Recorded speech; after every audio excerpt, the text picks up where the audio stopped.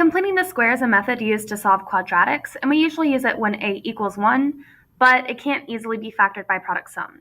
However, you can complete the square on any quadratic. So we're going to take a look at a quadratic that has an a value that isn't 1 and complete the square on that. So right here we have 3x squared plus 12x minus 5. One of the first things that you could do is to just add 5 to both sides and just leave your linear and quadratic terms on the same side of the equation.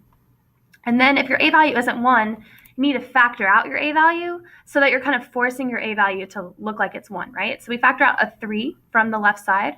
And from here, we're going to have to figure out what will complete this square, right? So sometimes people like to put this plus blank to remind yourself that that's the number that you have to add to be able to complete the square, because we're trying to write a perfect square binomial. And over here, we have to add that same number on the right side of the equation, because what do you add to one side, you add to the other. But you can't just add that blank, right? See how it says 3 times all this? So you have to do 5 plus 3 times whatever it is. And how do you find the number that completes the square? You find half of your b value, and then you square that. So half of our b value is going to be 1/2 times 4, which is 2, and then 2 squared is 4. But caution, you're not always going to get the same number. It's just because half of 4 is 2 and 2 squared happens to be 4. So let's keep going with the process. We're going to put that plus 4 here and both of our blanks. The blanks is also helpful for some people because it helps you not forget to do it to both sides.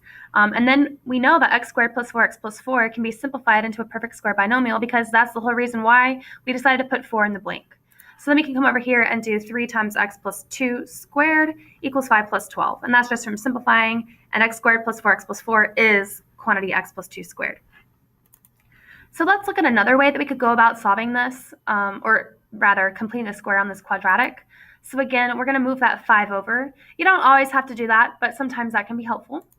And then we're going to factor out the 3 so that we can force our a value in the parentheses to be 1. And then we're going to decide how to complete the square. It's the same process, but notice in this case, I put the blanks on the same side of the equation.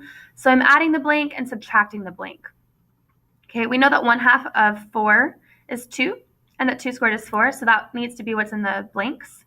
And this can be helpful when your a value isn't 1 and you're trying to complete the square, because it helps you prevent forgetting to multiply by 3, right? Like if you put it in the parentheses, hopefully that'll help you prevent forgetting about the 3.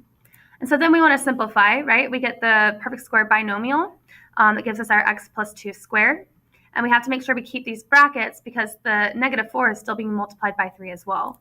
And so then you can simplify that and simplify that one more time. And now you've got an equation in pretty much vertex form that you can solve by the square root method.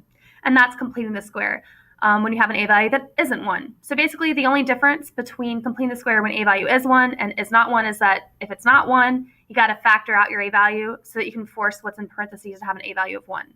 But mathematicians typically use completing the square to solve quadratics when your a value is 1 and you can't easily factor it by product sum.